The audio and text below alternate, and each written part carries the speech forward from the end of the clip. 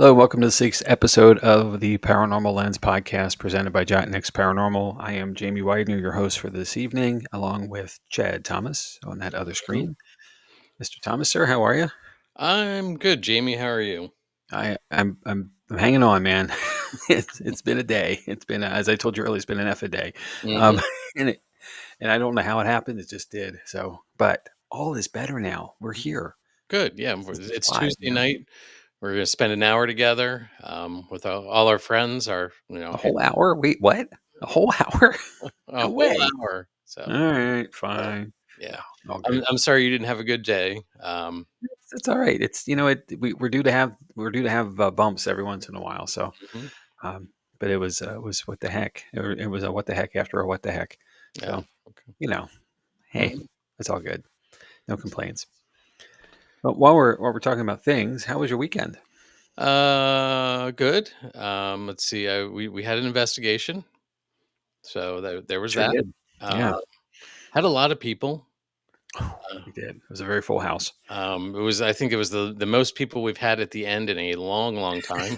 Everybody's not everybody, but most of the people seemed to stay. Yeah. And we had some interesting things happen, at least in the group I was in. Well, Um, yeah, yeah, um, had some great conversations with people before and like during breaks as well too. That was fun. yeah. Uh, We had a curveball or two curveballs, I guess. One was an announced earlier start time than we were planning for. With a mix up in the ticketing side at the brewery, and then 40 guests instead of our usual 30. So there was a lot of people there a lot earlier than usual who were expecting something to happen at 9 o'clock instead right. of 10. So the team, I think that the whole team handled that very well. And On a curve, but not one that we couldn't hit. right. And as Bert says, it's how you get up and continue. Thanks, Bert. That That's sort true. of that And here fits we go. We're continuing. So so. uh, when Um, in doubt, talk about paranormal stuff. Always makes mhm. you feel better. So, Makes it but all. yeah, and Ben, I want to say the team did a great job, but the guests were very understanding and Yeah, accommodating as well. They were, that's maybe true. one or two were a little like, "Ugh," but no, everybody was great about it. So, Yeah, so and I agree with you. The sessions were interesting. Folks were engaged, and sadly, the session we had upstairs in the ballroom was a little light on activity. mhm, However, it's not on demand, as we always say, and right, I think everybody was hanging out with your group in the bar who would have normally been up with us, all the mhm, spirits of the house, and they certainly saved it all for the catacombs at the end. yeah, There's a lot of activity there, and it was nice to see a myriad of equipment being activated hmm and utilized by the spirits. And just it was a nice way to end. You're right, and having a lot of folks too. Maybe that was just all that I know. combined energy. So, yeah, you didn't have much going on in the ballroom, but we actually had something a little different. Um, for anybody who goes to boobies with us at all and may know that Pauline typically will use a cat ball to communicate with us. Mhm. Um, Pauline was actually using a flashlight the other night Oh, great! and was very, very pointed. I had like three sensitives in my group, which made it very interesting as well. Sure. But she was very pointed through the one that she was tired of men telling her what to do, and me telling her to turn off the flashlight was not going over well. So I sort of and it was Alex and I leading. So I sort of said, "Okay, I'm going to step back, and I'd like the women in the group here to start asking questions and talking," and that worked really well. And it's the same thing that Heather has picked up that she's tired of not being heard. She wants her voice to be heard. She's tired of men telling her what to do, and so we let her talk, and it was interesting.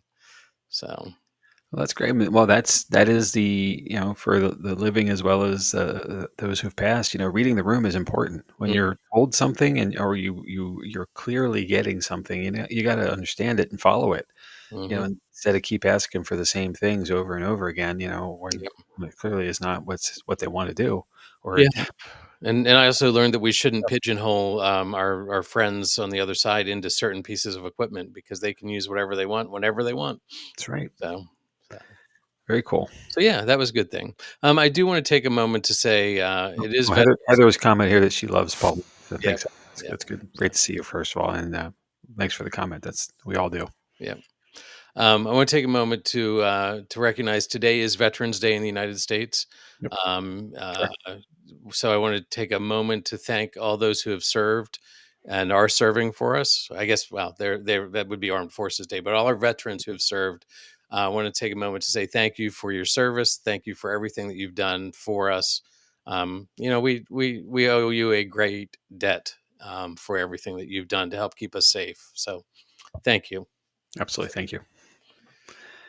Yeah. Well, speaking of serving, Hmm. um, let's change gears to get to the topic for tonight.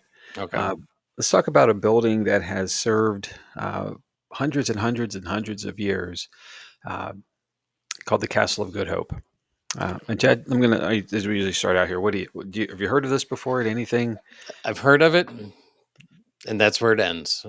I've Okay, heard of it. So, you're aware. Okay, yeah. well, good. Good. I mean, that's a starting point. Hmm. All right. So, well, what we always do is, where are we in the world first? The Castle of Good Hope, it kind of implies it might be related or connected to the Cape of Good Hope. And Okay. if you know your geography, that would put us in South Africa Hmm. and around the bottom. And in that, it is in what is now present day Cape Town. And it is still a structure that stands. So it is a well fortified or created fort that was meant to stand the test of time, and so far it has. Hmm. So let's get into it. Okay. We can start the slideshow. Get that You running. want I me to did do not it? I figure think out you're where that taking button is. I have no idea where the button is. So we're working on. Noted this a couple of times now. The last couple of weeks, Chad's going to be away the week after next for 2 weeks, and I've got to figure out how to run this thing. I got it started, and that's as far as my notes took me. So it. um, I will get the rest of this before next week. But thank you. So I've dropped a pin there at the bottom, so you get a context where we are in the world. For us, we're way up there in North America, just a little bit in the middle of the East Coast of the United States. So we're pretty far away. This is not a road trip. Um, it's a plane trip or a boat Okay. trip, either way. Um, but quite a trek to get there. And the Castle of Good Hope holds the distinction of being the oldest surviving colonial building still standing in South Africa. Oh, wow. And it is a physical reminder of the beginnings of the Dutch imperial ambitions at the southern tip of Africa. So it was built between 1666 and 1679 under the Dutch East India Company, or as it would have been called then, the Verenigde Oost-Indische Company, or VOC, as I'm going to call it, because I don't want to have to say that all over again. Uh, it symbolized both strategic military necessity and colonial permanence. So when Jan van Riebeek arrived at the Cape in 1652 with orders to establish a refreshment station for the VOC ships en route between Europe and the East Indies, his first structure was a modest clay and timber fort. His early fortification, known as Fort de Goede Hoop, was intended merely as a temporary shelter and storehouse. It needed a place to stop. It's this is called the rest stop along the highway. There's a long road between Europe and getting over to India, and this was a very strategic stop there because you need to replenish, you needed supplies. You only have so much fresh water, so many rations. Hmm. So it was meant just to be that place to land and stop for a while, a couple days rest, get back on the road again, and on your way. Stop back on the way back. They did not have a gift shop back then, though. Go All right. figure. Today they do, though. All right. However, as the Cape Colony grew and tensions with local Khoikhoi communities increased, coupled with the need for a more defensible station to protect against rival European powers, the VOC authorized a more durable and imposing fortress. Construction on the present stone castle began in 1666 under the direction of Commander Zacharias Widener. The materials were large local sandstone and lime made from seashells. Workers included soldiers, enslaved laborers, and convicts, reflecting the hierarchical and exploitative social structure of the colony. And I would like to point out that the use of local labor under harsh conditions foreshadowed the coercive systems that would define South African colonial society for centuries to come. But Chad, that's a different podcast for a different day. Hmm. Okay. So by 1679, the castle was largely complete. Its pentagonal bastion design, with bastions named Leerdam, Buren, Kat Enlelen, Bogen, Nassau, and Orange, followed the geometric ideals of the 17th century European fortification engineering, designed to eliminate blind spots and maximize defensive fire. Each bastion bore the name of a Dutch city or noble house, symbolizing the VOC's deep ties to the Netherlands and its aristocracy. The central courtyard held a well, warehouses, workshops, and the commander's residence, while the outer walls enclosed stables, a church, and administrative offices. For nearly 2 centuries, the castle was the political and administrative heart of the Cape Colony. The governor's residence, the council chamber, and the court of justice were located within its thick stone walls, making it both the center of governance and the site of law enforcement. Essentially, the castle functioned as the nucleus of colonial life, where the proclamations were made from the balcony above the main gate, and it's a tradition that continued into the 18th century. From this balcony, public announcements, punishments, and even executions were conducted, making the castle simultaneously a seat of order and a symbol of fear. Inside the castle, one could find barracks for soldiers, dungeons for prisoners, workshops, kitchens, a bakery, and living quarters for VOC officials and their families. The blend of domestic and military spaces reflects its dual role as both fortress and administrative hub, a microcosm of Dutch colonial authority. The castle's military function was tested multiple times. In 1795, when the British invaded the Cape, the castle served as the last bastion of Dutch defense, though it surrendered without extensive combat. During the brief Batavian Republic period of 1803 to 1806, it returned to Dutch control, only to be permanently occupied by the British the following the Battle of Balluburg in 1806.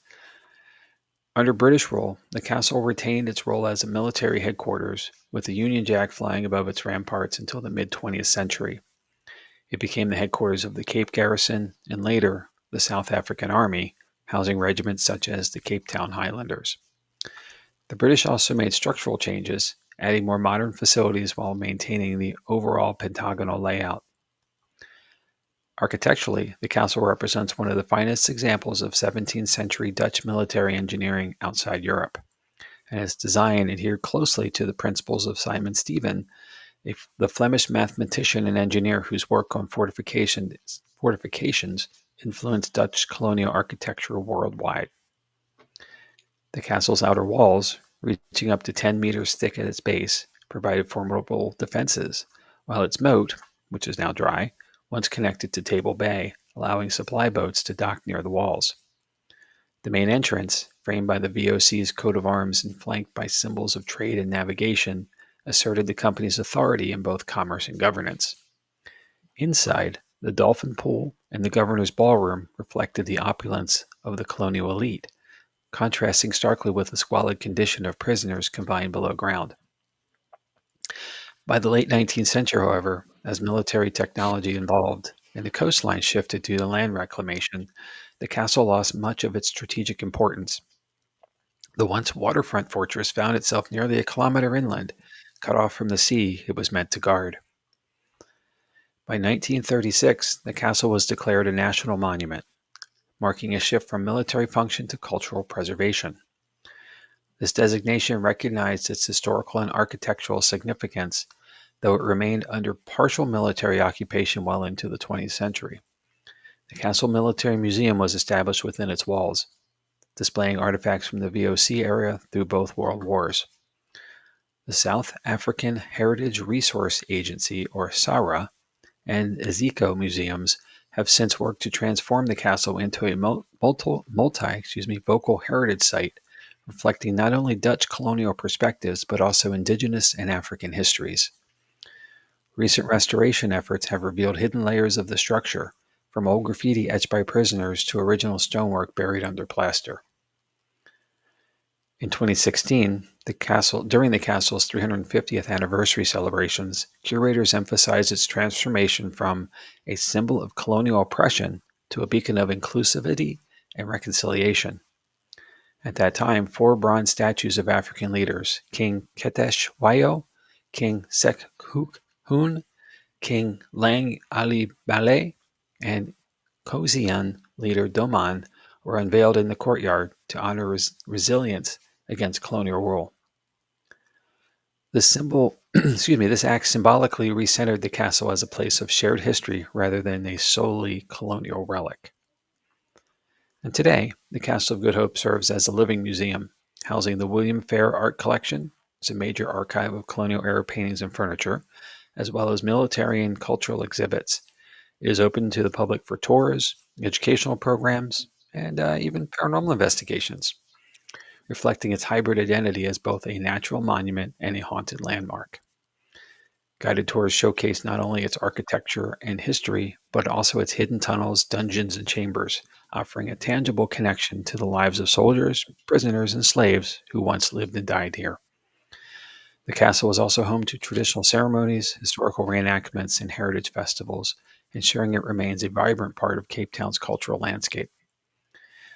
Despite centuries of political transformation, from Dutch to British, from colonial to democratic rule, the castle endures as a complex manuscript of South African history. It is a place where military precision, architectural beauty, colonial exploitation, and spiritual mystery converge. A reminder that history often leaves behind both physical monuments and emotional ghosts. Mm-hmm. So, a quick history. Before you move on, Bert said you would think being at the tip of South of Africa, it would have been used during World War One. And it was. It was an active military fort all through the eras of both world wars as well. So, and I think as well. First of all, we were dealing with masted ships back in the day. When the fort was founded, and our original colonization efforts from Europe around, and especially the trade route to India.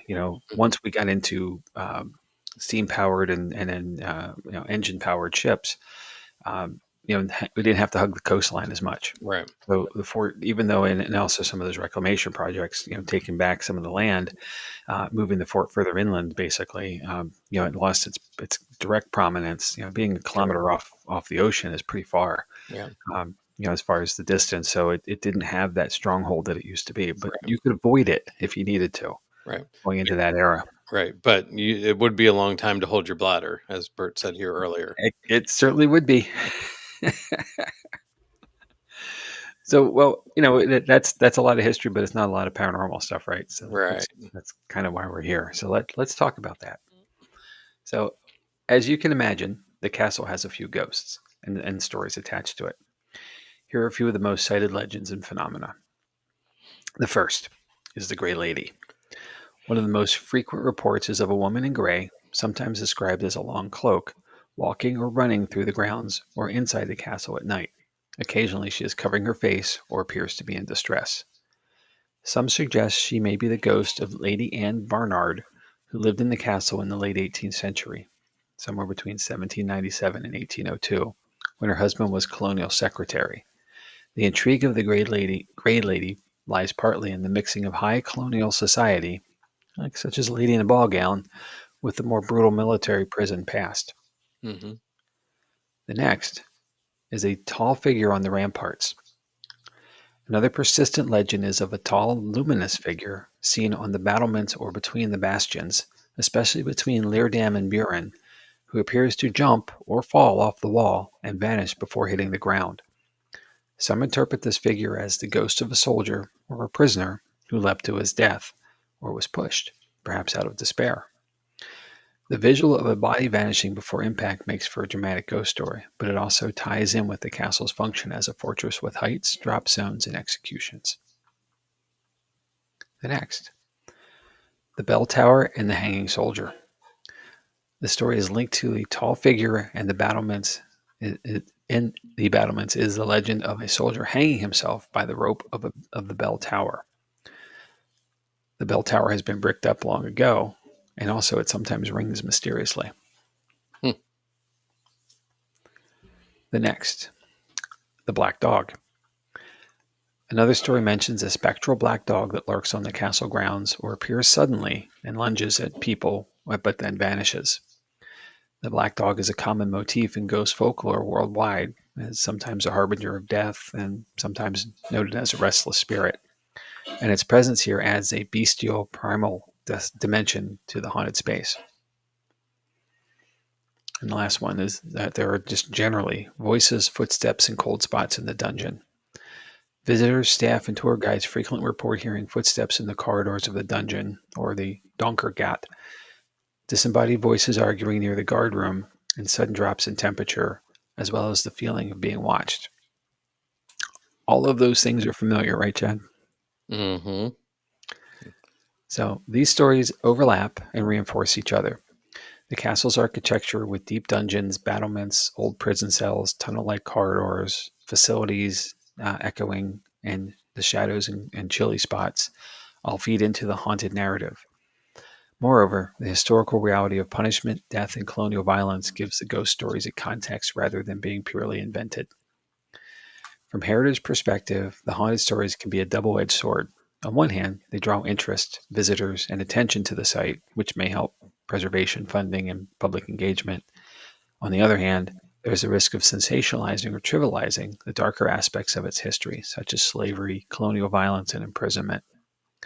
The narratives of ghosts often focus on dramatic apparitions rather than the living humans suffering of colonial subjects.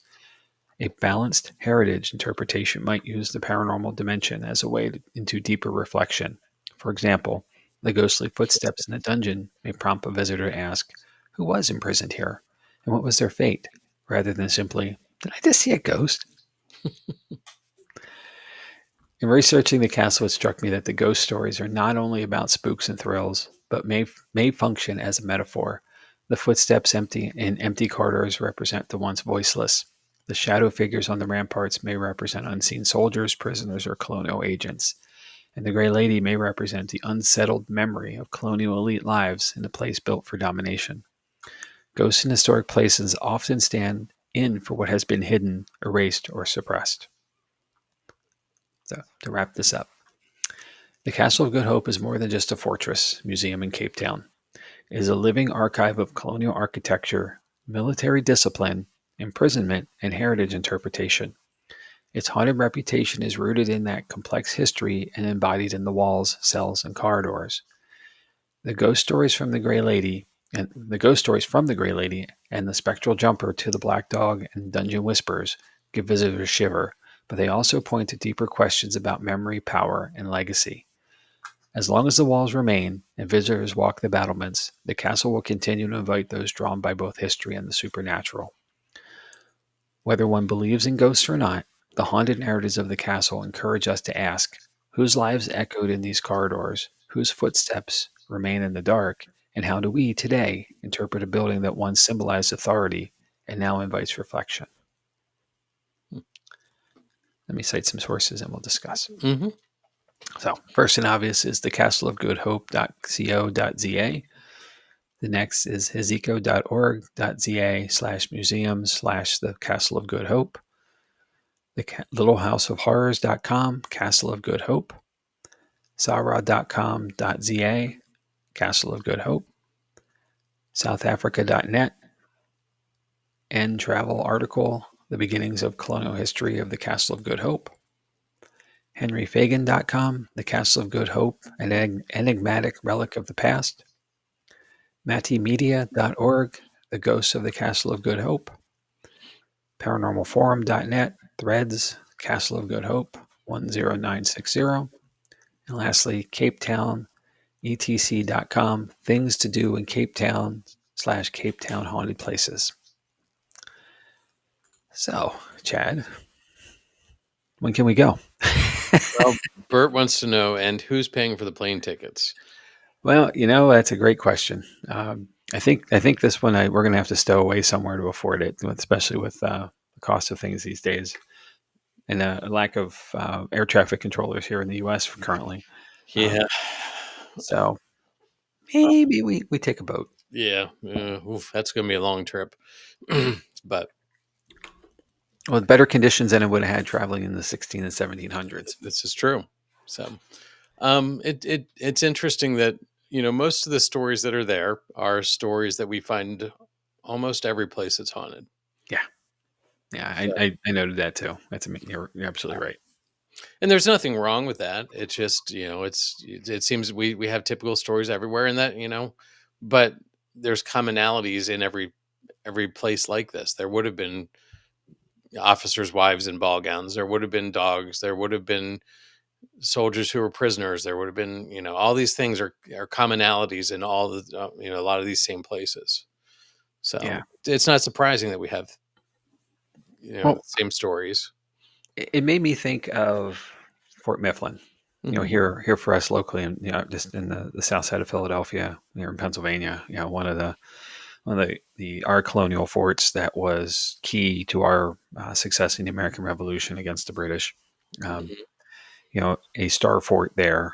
Um, so very similar, technically similar design, not as big by any means, Right. um, but one that was intended to be defensible against angles and um, walls that are at least the same 10-meter thick window of space and size, just not Right. as high a wall, not as intense design on the interior. So it didn't have the longevity and necessity probably either that the Castle Good Hope has. Right. But we've been there. We did an episode on it. We've walked the fort, and the commandant's house being in the middle, the blacksmith shop, the barracks, all the stuff that is traditional, to what you would have needed. Everything had to be in the walls, um, Hmm. because something could have be happening on the outside that you weren't going to go get it. That was also a moated, well, surrounded by water, not technically a moat, but a fort there where a supply vessel could come and replenish through the South Sally port. Right. So it made me think of that a lot. Obviously, I looking at the images, the scale is drastically larger, but just the manpower that would have taken. And thanks, Heather. No dolphin pool. True. We were there when there was a lot of water in the fort, so There could have been dolphins. it could have been. Jeez. Um, we were knee deep at one point. Um, ugh. But I totally lost my place. The time that the 13 years, that's a long time to be building something. But Mhm. it had to happen that way with lack of materials and tools, and this is the 1600s, late Right. 1600s, technically middle 1666. That's a long time ago, Right. and the means and materials weren't readily available. So, these things had to be sourced. I think it's ingenious to, create lime out of seashells because that was something that was at least readily available, Hmm. but only so much of it, in the region around their area. You harvest it, you're done. It doesn't come back. It's Right. not a replenishable resource necessarily. So Not you're not a really quickly replenishable. right. Better way of saying it. Thank you. So they were making this happen, as best they could with the resources and materials they had, and the manpower as Mhm. well. Hence, they had slaves. Hence, they had convicts. And it always seems that there's criminals building these kind of things. The forced labor that they are, and it's obviously, don't do the crime if you don't want to do the time. I Right. guess always falls in here, but and it is something though that is beyond what a common situation would be for us today. There aren't work gangs anymore, Right. for a lot of reasons. But and in that, the management that it would have taken to oversight all these folks who definitely didn't want to be doing what they were made to do, um, Mhm. was shows a sheer volume of the power of the VOC, and how big they were. In the time, and then, and in addition to that, like the British East India Company, another one that was a competitor. The Mhm. threat of them coming at any time. Especially the idea of taking something you've created from you. Right. The pressure must have been immense to get this right. Hmm. Yeah. It's definitely a lot there. Yeah, It's just the fact that it lasted so long and was used through the world wars. Just a lot of energy. Here we well, are again, another place that just has had so much energy. we say it every week where there's passion, there's energy, and then there's energy, there's activity, and I can't. I can't see how it couldn't be active, Right. given its history, given the volume of the stories are all out there still, but the idea Mhm. that they weren't welcome. First of all, the Dutch certainly weren't welcome. The British were no more welcome, as a replacement. Right. Um, and the things that they did to maintain their presence, wasn't always. There weren't treaties necessarily. It was more of a forced will Right. against the locals and the natives, and it's no that story's no different anywhere around the world. Yeah. Whoever's in power, does what they want as long as they have the power to do it. Mhm. And they certainly did have the resources to be that overlord. And that's looking back. Obviously, it's something that's regrettable. Yeah. So, Well, I don't have a whole lot more to add there. So yeah. unless you do, I think we can always. No, I mean, again, it's one that I knew very little about, and it just it's got to be a daunting structure. Like it's huge Yeah. from what I can tell, and But you can't, the slides that have gone by, you can't get a full shot of the place, Mhm. and still be able to tell that you have to go so far back, from the sides of it. It's amazing how large it is. Mhm. Um, and in the aerial views, I believe there's one at the beginning of the show. You get a better feel for it, but you still, you're so Right. high, you don't get context to the streetscape, what it takes up.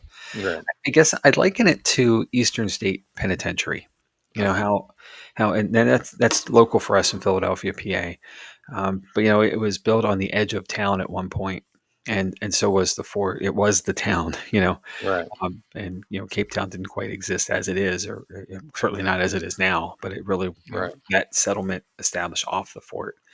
Whereas, with Eastern State, it was on the edge of the city of Philadelphia, but now it's in the heart of it. Like it's right in the city, Right. because everything built around it. And, you kind of take it for granted, I guess, because it's there. And I can't say that's the case in Cape Town, but, it's been there longer than anyone, Mhm. as far as the colonists. So, Right. it's just part of the way it is now. There it is when you go by it. Right. Bert says that would be hard to maintain that far from home. Sure. So, Absolutely. like, you would need to, you know, you would need to be getting all your materials, storing them there, controlling them, keeping them safe. Um, and I did pull up a picture that you, like you said, to get the complete structure, internal and main structure in a slide or in an aerial photo, you lose all the detail. Yeah. So, That's such an elevation that you can't see much of it. mhm.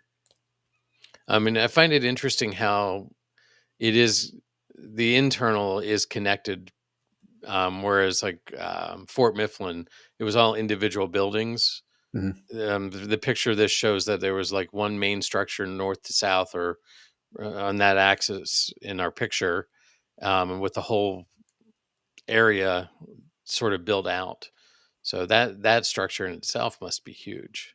Yeah, I agree. Um, so yeah, definitely interesting. So thank you, Jamie, for digging into it and uh, educating us all on another place that we just didn't know about.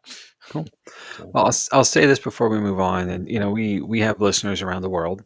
So if there is anyone listening from in South Africa or has been to Cape Town and seen the fort, drop us your opinion. Your perspective. You're having seen it, or hopefully experienced it as well. If you mhm, had the opportunity to go inside, where you how you feel about it, or what you sensed of it. Because that we're not there, and right, that's the disadvantage of covering a topic from afar. We're doing research around all the available material, but we're not touching it. right, And as much as we'd love to get there someday, and maybe so, it might happen, but the reality is it's probably not going to happen for a while. right. Um, so the local perspective always is curious to us, and Hmm. we appreciate the feedback if able. Right. And it's different because it's not a tourist opinion. Yeah, it's So true. it's more from those experiencing it on day to day, or yeah. So very cool. So I All like right, it. Yeah. cool. Let's see what else we got going on. Well, we're going to show a list of upcoming episodes, but we have a caveat to this, don't we, Jamie? We do. We do. We have So, a we have an announcement, I guess, and now's probably the best time. okay. So when we started the program way back when, there were three of us. It was Chad, myself, and our teammate David Daramidi. And David was one of the drivers. Of course, we all planned this together. But Dave had a business venture that he felt he needed to follow, and had to step away because of the time commitment that it would take. And so Chad and I have picked it up and ran with it ever since. But we've kept that mindset of how we could have a third voice. So we had a conversation with our teammate Kirsten Tricano, and she has agreed to join us going forward. So next week, you will find three faces on the screen, and an extra voice in Kirsten, who is a dynamic investigator, a Hmm. really fun person to hang out with, and Hmm. um, a different perspective than Chad and I as far Yeah. as the topics to cover and the direction of that conversation to go. So So, we're both very excited. I'm mhm. speaking for you, Chad, I guess, but No, no, um, I I think I can say that we're both very excited to have her join us, and I'm looking forward to where we go. yeah. And I don't want to take away her thunder, but she definitely has some other skills, other background Yes. that she'll be able to share, and that always brings a different opinion. And I'm thrilled that we're going to have like you said, a third voice to uh, to partake. Yep. So, Stefan, thank you. That's it. We're good. It's good for us to hear too. yeah, So, and 'cause that hope, kind of we're hope, going to say that we have the upcoming episodes then. right? However, we each are knowledge experts for those episodes. So I know that the next three are locked in, but somewhere after the 9th of December, we may see a change there, and maybe not. We got to do St. Augustine, since you're coming back from Florida, I guess. Yeah. But coming into this, those episodes will probably change a little bit. So more to come on it. We'll put it out there, of course, in advance, and Mhm. give Kirsten a little time to settle in and get going on what she wants to talk about, and we'll see where it takes us again. You'll see that list populating with stuff from her soon. So, Yep, so. very cool. But what we do have upcoming currently is next week. I'm going to jump on that third corner of the historic triangle in Virginia, which is Williamsburg. That was sort of well, it was the capital for a long time, and a very storied history. Lots going on there. Definitely lots of energy that has turned into lots of continual energy. So it's one of my favorite places to visit. I could see myself settling in that area of the country in a few years. So, like an area that I really like, but want to share the stories there. I've done several ghost tours down there with the Williamsburg historic, the colonial Williamsburg team, and they're just amazing what they tell. And they said they have a book of things, and they just you go on a tour and you see like four stories, and they have a complete book of things that they can pull from. So Gotcha. yeah, That's cool. yeah. So then I'm away November 25th. I'm doing some research a little further south. Um, and in with a vacation. So Jamie is going to be here with Kirsten and Steve Dills. I guess we better warn Kirsten, huh? I tried to. I don't think I gave her everything yet on this, though. So Reading the description in Evening with Steve Dills, I think it implies it's like a black tie affair. You know, like we should probably dress up. Oh maybe, yeah. goodness, now I'll there's get you a pressure. T-shirt with the black tie. The printed the black. Well, yeah, tuxedo T-shirt. Yep. There you go. So, but always a good time. Grab your popcorn, go to the bathroom, and buckle in for a wild ride. Oh, the benefit of everyone listening is that you get to pause or step away. Uh-huh. I gotta sit here the whole time. Um, oh, Steve, Yeah. I'm so looking forward to this. Yep. Then December 2nd, TDSE, Ron Iacovetti and Lourdes Gonzalez are going to update us on where they are with things. Things have changed for them in the last couple of years, and it's in a good way. So, looking forward to hearing where they're coming from these days. December 9th, Jamie's going to be tackling Urban Legends Volume 3, Local Legends. Yep. He's going to have a man that we investigated with this past weekend, and I'm drawing a blank on his name. It's a good friend of Jamie's. A man, like how you went. Corey Ashwell Corey. was going to join us. Yes. He was a local paranormal investigator as well, a friend of mine, and he's I guess I said this last week, but he's always leaning on me saying, "Hey, did you know about this? Hey, do you know about that?" On the local side, and I'm like, "Dude, why don't we just get you on? You can Yeah. just tell us all about everything." And Yeah. I touched base with him the other day, and I said, "Are you getting ready for this?" He's like, "Oh my gosh, I gotta figure out what not to do."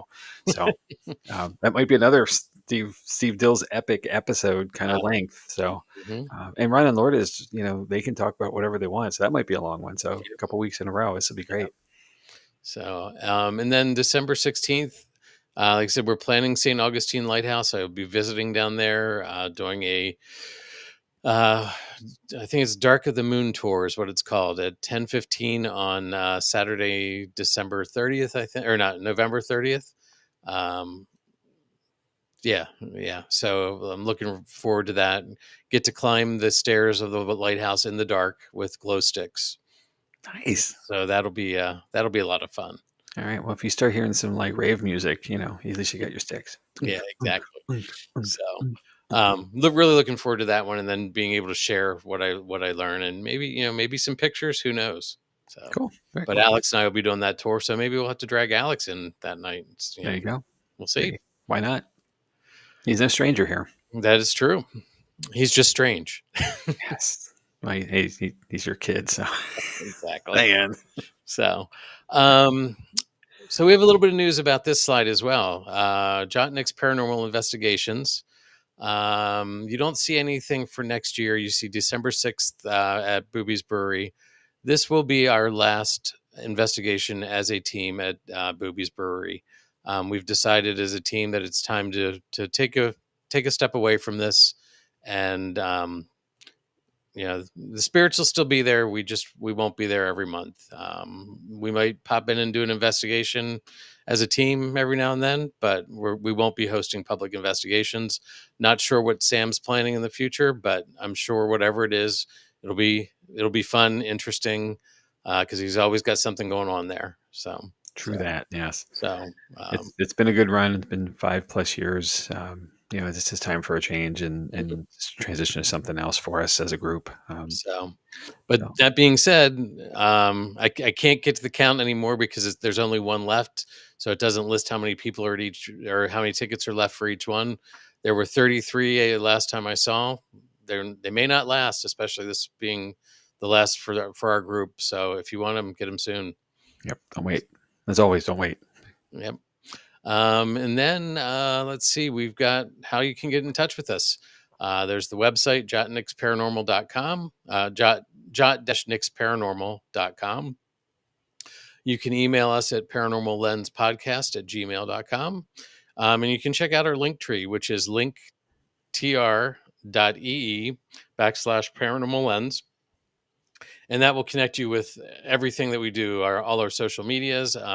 Which again, Kirsten is another one who's pretty good on the social media stuff, Jamie. I know. I know. Some So work on there too. you might see our Yes. TikTok picking up a little bit. Well, you might see our TikTok start again because Or we at all. yeah. Yeah. Um, but there's links to our store, some other stuff on there. So check that out if you get a chance.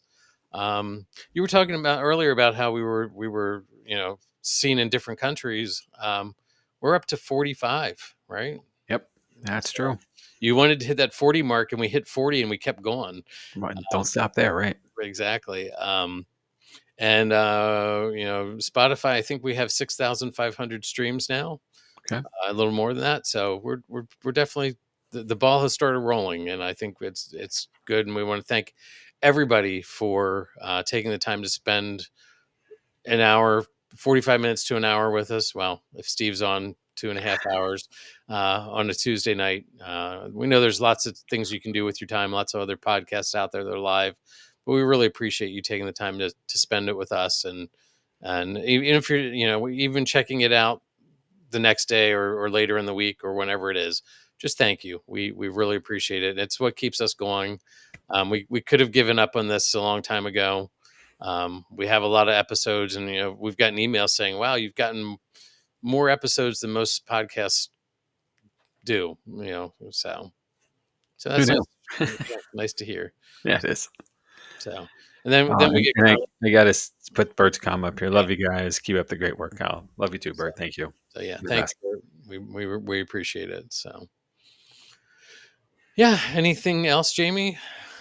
I don't think so. It was a fun topic to investigate. A place I've known about for a while. Mm, The history in Africa in general. It's forever old, and uh, the colonization era was very much like what happened in the U.S. here in America. There were indigenous folks who were caught in a place and that they weren't able to that weren't they weren't in a place where they were able to retaliate or come out from it, and bad things happen. And I appreciate the current situation with the castle being one where they're remembering all of the cultural history, not just the colonial history.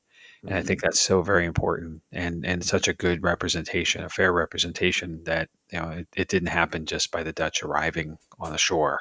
right. It was everyone that Right. has gotten to this place. So, and let's not forget that. Yeah. And I, it's really I cool.